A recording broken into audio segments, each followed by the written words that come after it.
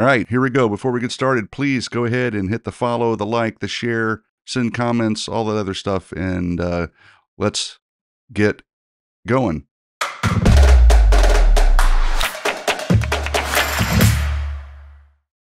Right, can't believe we have to talk about this subject, abortion, pro-life versus pro-choice in America, and just it's a sad thing that we have to tell people to protect and save and honor their children. But anyway, we gotta tackle it. We gotta go for it. We gotta fight what is right for what is right. We gotta fight against evil. We gotta abhor evil, and we gotta overcome it with good. So that's the plight of the Christian in this fallen world. And speaking of the Christian, at least the Christian, the believer, the person that believes in God and understands and loves God's word, this is a closed case, right? It's obvious that what's in the womb, but just in case, let's go over a couple of verses that might help solidify that in the Christian's mind so that they can be confident that they are heroic when they're stepping in to stop an abortion or to help a mother make the right decision. So here's a verse. Luke 1:41, and when Elizabeth heard the greeting of Mary, the baby leaped in her womb. Just one simple verse. What's in the womb? God calls it a baby. It leaped. It had action. So that one simple phrase tells you what God thinks of conception and birth, pregnancy. It's sacred. It's wonderful. It's meant to be in the confines of a loving marriage, and when we do it that way, the world is a better place. Here's another verse. Psalm is actually more of a chapter. Psalm 139, you should read the whole thing. I'm not going to, but it's going to just give you an idea of what God thinks. For you formed my inner parts, right? This is the psalmist talking about God. You knitted me together in my mother's womb. I praise you, for I am fearfully and wonderfully made. Wonderful are your works. My soul knows it very well. My frame was not hidden from you when I was being made in secret. We get it. From a Christian point of view, we know that what's in the womb is a baby. And we know if that's a human being, then to kill it, according to one of the commandments, then that is morally wrong. But what about the unbeliever? What about the non-believer, the person that doesn't believe in God or the Bible? Well, first of all, I would go, well, nothing's wrong or right if there's no God, right? It's just a matter of opinion, so do whatever you want to. But nobody really believes that, and nobody really lives like that. So what do we do with the believer? Well, usually they would go to the science. Remember that whole thing? Follow the science, man. But of course, when they follow the science and the clear science and the better science of where we were than in the 1960s or 70s or even 80s or 90s, we firmly and convincingly know that what is in the womb is a human being from conception.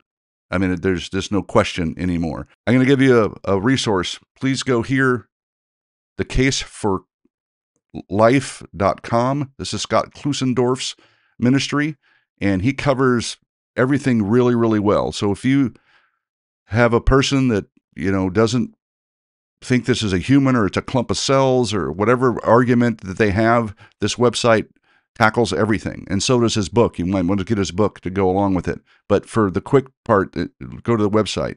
Okay, it talks about what is the unborn. Ultimately, that's the real question, right? Because it doesn't matter any excuse you have. If the unborn is actually a child, a human being, then all those excuses go away.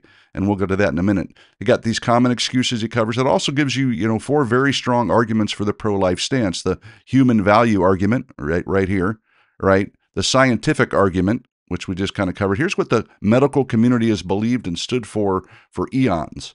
The science hasn't changed. It's only gotten better to reveal more of what they already knew and what common sense of a 2-year-old already knew what's in the mother's womb.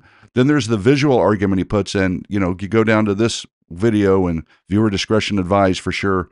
It's tough to watch, but this is actually what happens in a lot of abortions and needs to be seen because these are human beings, babies, and their body parts are being torn and sold. It's barbaric. Anyway, then there's the philosophical argument, the sled, which leads me to this video.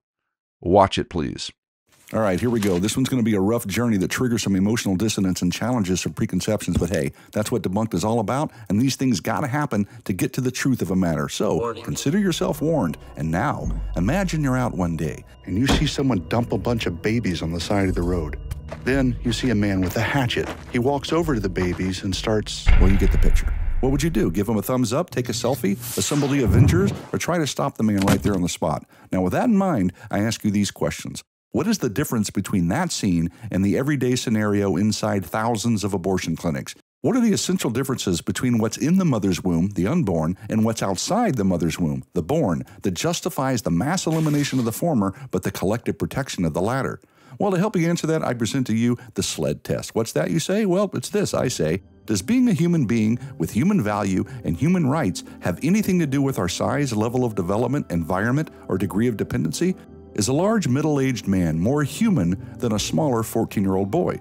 Should a fully developed female be granted more human rights than an 8-year-old girl who is not as developed yet?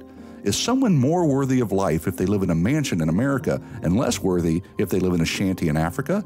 Is it okay to eliminate a nursing boy, but not his 6-year-old sister simply because the nursing boy is more dependent on his mother? No, no, no, and of course, no. So then the unborn isn't any less human, void of their human value and human rights simply because of SLED, right? So now what? Well, some claim it's in the science, man. Just follow the science, they say. But when we do, it's clear from the earliest stages of development, the unborn are distinct, living, and whole human beings. In fact, the scientific evidence has been so clear for so long that even way back in 1981, a U.S. Senate report stated this: physicians, biologists, and other scientists agree that conception marks the beginning of the life of a human being, a being that is alive and part of the human species. There is overwhelming agreement on this point in countless medical, biological, and scientific writings. Okay, now fast forward a few decades, high-res photos, 3D scans, and brilliantly detailed ultrasound help us see with our own eyes what's in a human being's womb. And guess what? It's a human being. Wow. What else would it be? A piano? A whale shark? Just common sense. So now what? Well, there are those who actually know it's a human being. It's implicit in their language, but they use emotional appeals like, he's a financial burden. I don't want it. It's an emotional drain. It's not my fault. I'm not ready. It's not fair. She'll stop my professional progress. It'll get in the way of my desires and dreams. It's cruel for an unwanted child to be in this world. The child would be a product of incest. I can do whatever I want with my child. Okay. Can you use any of those to justify the killing of the born? No. So then why the unborn? Look, enough is enough. This topic might be psychologically complex, but it's certainly not morally complex. We all understand that how you feel doesn't justify what you do or get to do. I mean, think about it. Your Honor, the reason I ran over those people is because they're an emotional drain. Officer, I know I killed those people, but if I didn't, it would have stopped my professional progress. And now, allow me to add this for good measure. When it comes to the possibility of actually hurting or killing a human being, shouldn't we err on the side of precaution? I mean, most of you wouldn't run over a box in the middle of the road if for a second you thought there might be a puppy or a kitten in it, right? But why not go to the same lengths to save and protect human babies? Just asking. Bottom line, human beings, all human beings, from the moment of conception have value simply because they are human beings, made in the image of God, period. Psalm 139:13 declares that God knitted you together in your mother's womb. So precious is life that God commands us not to murder, but instead tells us to love one another and do nothing out of selfish ambition. Rather, in humility, value others above yourselves. The minute we think we are more valuable than others for any reason is the minute we think others are less valuable. And that line of thinking is the root of racism, sexism, massacres, school shootings, bullying, hatred, and all kinds of other injustices that most of us rightfully stand against because we don't want human beings to be hurt or mistreated. And that should go for the unborn too. So this idea that the unborn are less human than the born and that it's okay to eliminate them has been debunked. Adios. Okay, well, that should do it. I don't know how you're pro-choice after you go through that website, watch that video on the website, and then watch that video and hear the rest of this message. Look, the science hasn't changed. The understanding of what's in the womb, we know that. We see it. Science confirms it. The medical community confirms it. You know, the scripture confirms it. Your own eyes confirm it. It's just people are falling into the political rhetoric and not doing their homework and trying to justify it and use other words like fetus, which doesn't really help because that's just, you know, the Latin word for pregnancy or baby or, you know, infant. It's So changing the word, it doesn't matter. If it's a human being, which it is, then abortion is wrong. Okay, so I'll leave this with my friend Gregory Kokel puts it like this: if the unborn are not human, no justification for elective abortion is necessary. But if the unborn are human, no justification for elective abortion is adequate. Okay, so that's it. It's a human being, and if you're okay with killing a human being, I mean, you're either evil, you're a moron, or you're greatly deceived, or you're an